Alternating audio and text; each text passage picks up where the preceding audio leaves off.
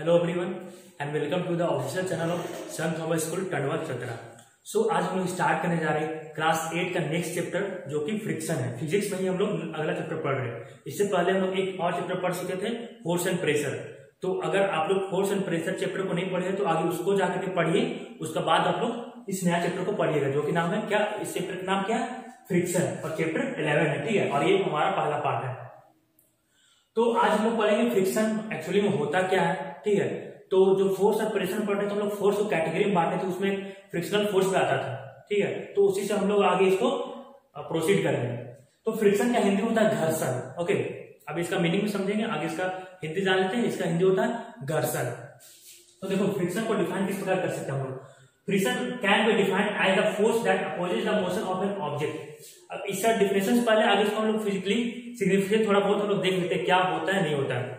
जैसे कि हमारे पास कोई बॉल है। ठीक है, बॉल को अगर हम लोग सिंपली सिर्फ इसको हम लोग जमीन में लुढ़का देते हैं तो कुछ टाइम के बाद क्या होता है, रुक जाता है।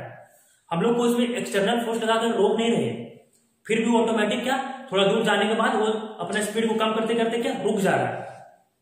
यानी अगर कोई ऑब्जेक्ट मूव कर रहा है वो ऑटोमेटिक रुक जा रहा है, इसका मतलब उसमें कोई एक्सटर्नल फोर्स तो लगना चाहिए ना, तब ना रुकेगा। इसका मतलब कोई ना कोई तो फोर्स लग रहा होगा उसमें, तभी ना वो बॉल रुक रहा है। तो वो जो फोर्स लग रहा है ना, वो दो सरफेस के बीच में कांटेक्ट के कारण जो फोर्स लग रहा है उसे हम लोग फ्रिक्शन फोर्स भी कहते हैं। ठीक है, उसी बारे में हम लोग एक्सप्लेन में पढ़ेंगे क्या होता नहीं होता है। तो friction can be defined as a force that opposes the motion of an object. तो फ्रिक्शन को हम लोग इस प्रकार डिफाइन कर सकते हैं, कोई भी ऑब्जेक्ट जो मोशन में हो और वो किसी दो सरफेस के बीच में हो, यानी दो सरफेस के कांटेक्ट में हो, तो वो क्या करेगा, उसका स्पीड ऑटोमेटिक कम हो जाएगा। ओके, और वो कम हो जाएगा। ठीक है, और friction always act in a direction opposite to a moving object and tend to stop it from moving. इसमें कहा गया कि friction always acts in a direction opposite to a moving object. जब भी हमारे पास कोई मूविंग ऑब्जेक्ट है, ओके, सपोज करते हमारे पास ये बॉल था। ठीक है, ये हमारा क्या है, सरफेस है। ठीक है, ये हमारे पास सरफेस है और ये बॉल है हमारा। ठीक है, बॉल में हम लोग को एक्सटर्नल फोर्स आगे लगाया है स्टार्टिंग में, यानी हाथ से हम लोग उसको मार दिया, ऐसे करके लुढ़कना स्टार्ट होगा ना, लुढ़कना स्टार्ट होगा। मगर देखो उसमें क्या होता है, जब लोग उसको मारे उस वक्त उसका जो भी स्पीड रहेगा वो जब लुढ़कना स्टार्ट करेगा वो थोड़ा दूर जाते जाते क्या रुक जाता है। यहाँ पे ऑटोमेटिक से रुक गया। ठीक है, ऐसे करके यहाँ मूव किया, यहाँ पे आकर रुक गया, यहाँ पे क्या हो जा रहा है, स्टॉप कर जा रहा है। बिना कोई एक्सटर्नल फोर्स लगाए हुए ये बॉल हमारा क्या जाकर यहाँ पे रुक जा रहा है। इसका मतलब है कि कोई तो फोर्स होगा जो इसको रोक रहा होगा। तो इसमें देखो क्या होता है, ये जो हमारा सरफेस है ना, इस बॉल का सरफेस और जब इस बॉल का सरफेस आपस में कांटेक्ट में आता है तो क्या होता है, ये एक दूसरे को अपोज करता है फोर्स को। ठीक है, ये जो मूवमेंट कर रहा है ये इस सरफेस में क्या होता है, इस सरफेस में बहुत सारा हमारा मॉलिक्यूल्स। ठीक है, मॉलिक्यूल्स का स्ट्रक्चर इस प्रकार का ऊपर नीचे ऊपर नीचे ऊपर नीचे। ठीक है, और इसका भी इस सरफेस का आकार रहता है इस प्रकार। ठीक है, ऐसे ऐसे ऐसे ऐसे, और इस बॉल का सरफेस का ऐसे ऐसे ऐसे रहता है। ठीक है, अगर उसका जब माइक्रोस्कोपिक लेवल में देखेंगे तो इस प्रकार रहता है। इसमें क्या होता है, ये जो इसका ये क्या डेप्थ पार्ट है ना, थोड़ा गड्ढा वाला पार्ट, और इसका गड्ढा वाला पार्ट और इसका ऊपर वाला पार्ट, ये आपस में इंटरलॉक हो जाता है। तो क्या होता है, हमारा ये एक दूसरे को ये अपोज करने लगता है, स्पीड को क्या, मोशन को क्या अपोज करता है। इसमें यही कहा गया है कि friction always acts in the direction opposite to a moving object. जो भी हमारा मूविंग ऑब्जेक्ट रहेगा उसका हमेशा अपोजिट में हमारा फ्रिक्शन लगेगा। ठीक है, हमारा मूविंग ऑब्जेक्ट इसमें किस डायरेक्शन में, इस डायरेक्शन में अलोंग एक्स एक्सिस है ना, पॉजिटिव एक्स एक्सिस, और हमारा जो फ्रिक्शन लगेगा अलोंग माइनस एक्स एक्सिस। ठीक है, यानी हमारा इस अगर इधर फोर्स लग रहा है तो इधर हमारा क्या लगेगा, फ्रिक्शन। समझ में आया, इस पॉइंट में ये कहा गया है। और तीसरा point, friction prevents stationary object from moving. इसमें कहा गया कि अगर हमारा कोई ऑब्जेक्ट रुका हुआ है तो वो रुका हुआ अवस्था में ही रहना चाहेगा। क्यों, क्योंकि इसमें एक हमारा क्या हमेशा एक फ्रिक्शन फोर्स लगा रहेगा, क्योंकि ये दोनों हमेशा क्या एक सरफेस से कांटेक्ट में रहेंगे। और क्या अभी हम फ्रिक्शन में क्या देखे कि अगर दो सरफेस आपस कांटेक्ट में रहता है तो अगर मूविंग ऑब्जेक्ट मूव कर रहा हो तो ये दूसरा सरफेस का उसको अपोज करेगा मोशन को, और वही हमारा क्या फ्रिक्शन कहलाता है। ठीक है, यानी स्टेशनरी ऑब्जेक्ट स्टेशनरी ही रहना चाहेगा। स्टेशनरी मतलब होता है रुका हुआ ऑब्जेक्ट। ओके, अभी हम लोग देखेंगे कि जब ठीक है, अभी हम लोग फ्रिक्शन के बारे में, तो फ्रिक्शन का एक और इफेक्ट हम लोग क्या होता है वो देखते हैं। देखो फ्रिक्शन मतलब क्या होता है, बताया कि अगर दो सरफेस आपस में कांटेक्ट में आता है तो मूविंग ऑब्जेक्ट जो भी है ठीक है, हमारा दो कॉन्टेक्ट मतलब दो सरफेस हमारा क्या कॉन्टेक्ट में आ रहा है, तो एक अगर सरफेस मूव कर रहा हो तो दूसरा अगर मान लो स्टेशनरी हो या मोशन में ना हो फिर भी स्टेशनरी हो, ठीक है, तो क्या करेगा एक दूसरे के बीच में एक फ्रिक्शनल फोर्स ये दोनों के बीच में आ जाएगा, ठीक है, उसी कारण फ्रिक्शन होता है। अब हम लोग देखो ठंडक दिन में देखो क्या करते हैं, ऐसे से हम लोग हाथ को रब करते हैं ना, ऐसे जब हम लोग हाथ को रब करते हैं इसमें क्या होता है हमारा एक हम लोग क्या महसूस करते हैं हीट जनरेट हो रहा है, तो इसका एक और इफेक्ट क्या होता है फ्रिक्शन का कि ये हीट को जनरेट करता है, ठीक है, तो इसमें यही कहा गया friction is a force that opposes motion, friction एक ऐसा फोर्स है जो मोशन को अपोज तो करता ही है एंड प्रोड्यूसेस हीट और हीट को भी उत्पन्न करता है। अभी इसका जो मैक्रोस्कोपिक लेवल में ये क्या कैसे फंक्शन करता है वो भी हम लोग देखेंगे। अभी हम लोग फ्रिक्शन देख लिए क्या होता है, ठीक है, अब हम लोग देखेंगे फ्रिक्शन का कारण क्या होता है। फ्रिक्शन जो किसी भी दो सरफेस को कांटेक्ट में आते हैं तो फ्रिक्शन होता है ना, फ्रिक्शन का इफेक्ट दिखता है ना हम लोग को, तो एक्चुअली में फ्रिक्शन दो ऑब्जेक्ट को साथ में लाने पे, दो सरफेस को साथ में लाने पे होता है, तो उसका कारण क्या है वो हम लोग देखेंगे। Friction is cause due to interlocking of surface, ठीक है, फ्रिक्शन इसलिए होता है क्योंकि जब दो सरफेस आपस कांटेक्ट में आते हैं तो दोनों सरफेस आपस में इंटरलॉक कर जाते हैं, ठीक है, तो इसी कारण फ्रिक्शन होता है, तो इसको ठीक से देखेंगे हम लोग। All surfaces is completely not smooth, इसमें कहा गया कि जितने भी हमारे पास सरफेस होते हैं वो कंप्लीटली स्मूथ नहीं होते हैं।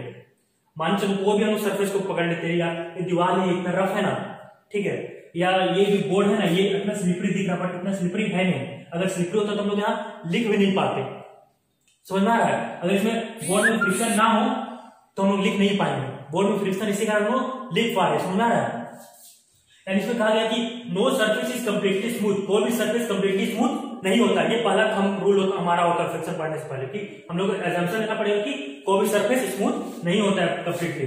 All surfaces have hill and valley, इसमें कहा गया कि सारे सरफेसेस में हिल एंड वैली होता है। सपोज करो ये एक सरफेस है, ठीक है, एक सरफेस तो इसमें एक हिल होगा एक वैली होगा, एक हिल होगा एक वैली होगा, ठीक है, हिल मतलब ऊपर वाला पार्ट, वैली मतलब ये गहरा वाला पार्ट, ठीक है, हिल वैली यानी इस प्रकार का स्ट्रक्चर हर एक सरफेस का होता है। अगर इसको हम लोग माइक्रोस्कोपिक लेवल पे देखेंगे तब, ठीक है, बहुत सूक्ष्म इसका मैग्नीफाई करके देखेंगे ना तब ऐसा दिखेगा, हम लोग को अभी तो नहीं दिख रहा है कि इसका इस प्रकार स्ट्रक्चर है, ठीक है, मगर एक्चुअली में होता है।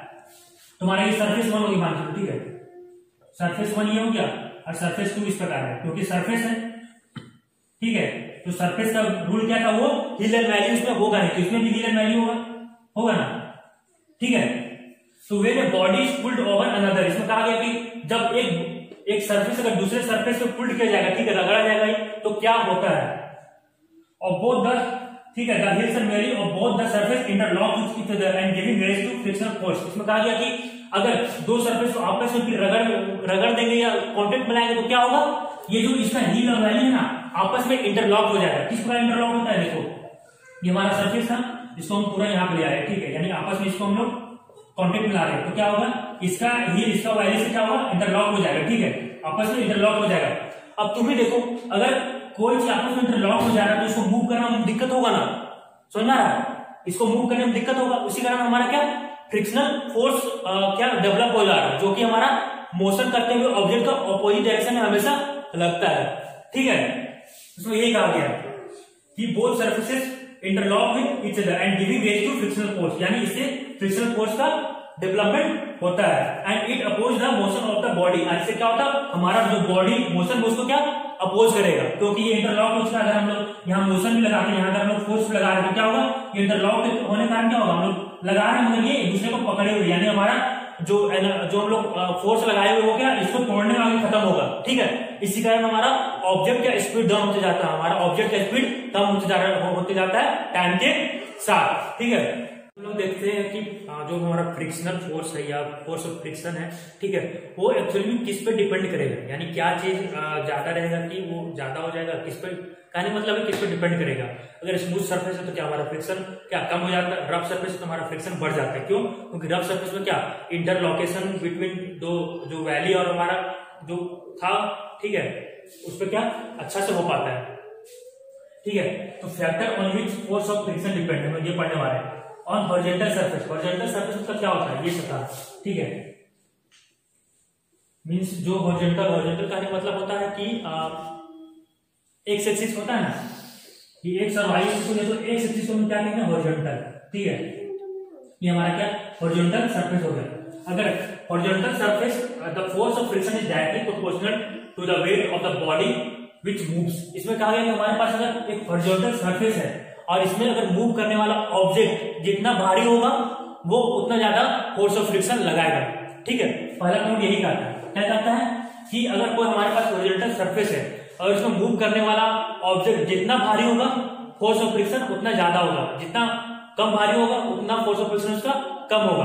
भारी होगा तो क्या होगा, भारी होगा तो जो ये ऑब्जेक्ट है, ठीक है, यानी दो सरफेस है, यानी ये जितना भारी होगा उतना ज्यादा फोर्स ऑफ फ्रिक्शन होगा। तो भारी होने का मतलब क्या है, ये जो इसका सरफेस का कांटेक्ट रहेगा इसका और इसका बहुत ज्यादा हो जाएगा। ठीक है, आपस में बहुत ज्यादा एक दूसरे से बहुत ज्यादा क्या अटैच हो जाएंगे। तो हमारा दोनों के सरफेस के बीच में क्या इंटरलोकेशन क्या होगा, बहुत ज्यादा हो जाएगा। तो इससे क्या होगा कि जब भी ऑब्जेक्ट मूव करेगा तो मूव करने बहुत ज्यादा हम लोग को एनर्जी फोर्स हम लोग को उसको ओवरकम करने के लिए बहुत ज्यादा फोर्स लगाना पड़ेगा, यानी हमारा अधिकतर फोर्स क्या इस इंटरलोकेशन को खत्म करने में ही लग जाएगा, यानी हमारा जो फ्रिक्शन है वो बढ़ गया। ठीक है, ये पहला पॉइंट क्लियर हो गया ना। दूसरा, force of friction depends on the nature of the surface in contact with each other. इसमें कहा गया कि ठीक है, इसमें कहा गया जो हमारा फोर्स ऑफ फ्रिक्शन होगा वो हमारा सरफेस का नेचर पर डिपेंड करेगा। सरफेस का नेचर कहने का मतलब अगर हमारा सरफेस स्मूथ है, ठीक है, अगर हमारा सरफेस स्मूथ हो जा रहा है तो यानी दोनों के बीच में क्या होगा, वैली वाला पार्ट क्या होता है, कम होता है, यानी दोनों में जो रफ सरफेस होता है उबड़ खाबड़ बहुत कम रहेगा। स्मूथ कहने का मतलब वही ना होता है, स्मूथ या पॉलिश। ठीक है, तो क्या होगा, दोनों के बीच में जब अच्छा से इंटरलॉकेशन नहीं हो पा रहा, मतलब क्या हमारा फ्रिक्शन बहुत ज्यादा बढ़ गया, सॉरी बहुत ज्यादा घट गया। ठीक है, हमारा पॉलिश क्या हो रहा है, ऑब्जेक्ट में क्या फ्रिक्शन बहुत ज्यादा घटा हुआ रहता है। समझ में आया, ऐसे कहा गया force of friction is very less between two polished and smooth surface. ठीक है, and is more between two rough surface. अगर जो दो हमारे पास रफ सरफेस है उसमें हमारा जो फोर्स ऑफ फ्रिक्शन बहुत ज्यादा होगा, क्योंकि उसमें हमारा उबड़ खाबड़ वाला पार्ट बहुत ज्यादा होगा। ठीक है, उबड़ खाबड़ वाला पार्ट ज्यादा होगा, दोनों को सरफेस के बीच में इंटरलॉकेशन ज्यादा होगा। इंटरलॉकेशन ज्यादा होगा मतलब उसमें फोर्स ऑफ फ्रिक्शन क्या बहुत ज्यादा होगा। ठीक है, तीसरा चीज बहुत इंपॉर्टेंट है, ये हम लोग को बहुत सारे एग्जाम पूछ सकता है। It doesn't depend upon area of the contact force. इसमें जो है ना, जो हमारा फोर्स ऑफ फ्रिक्शन होता है वो कभी भी एरिया पर डिपेंड नहीं करता है। ऐसा नहीं है कि अगर हम लोग यहाँ पे इतना बड़ा एरिया, ठीक है, इतना बड़ा एरिया को यहाँ रख दिया और नीचे मान लो छोटा ही एरिया है, ठीक है, तो ये दोनों के बीच में जो कॉन्टेक्ट सरफेस है ज्यादा एरिया में कॉन्टेक्ट होने का ये मतलब नहीं कि उन लोग में ज्यादा फोर्स ऑफ फ्रिक्शन लगेगा, ऐसा नहीं होता है। ये एरिया से इंडिपेंडेंट होता है। एरिया कितना बड़ा है छोटा हो हमारा फोर्स ऑफ फ्रिक्शन सेम ही होगा। सिर्फ वो किस पे डिपेंड करता है, नेचर पे। ठीक है, नेचर ऑफ द सरफेस पे डिपेंड करता है, और अगर हॉरिजॉन्टल हुआ तो वो वेट ऑफ द बॉडी पे डिपेंड करेगा। ठीक है, तो अभी हम लोग जितना भी पढ़े हैं आप लोग उसको नोट्स कॉपी में जरूर लिखिएगा, और जो भी दिक्कत होगा आप लोग कमेंट बॉक्स में जरूर लिखिएगा। तब तक के लिए बाय।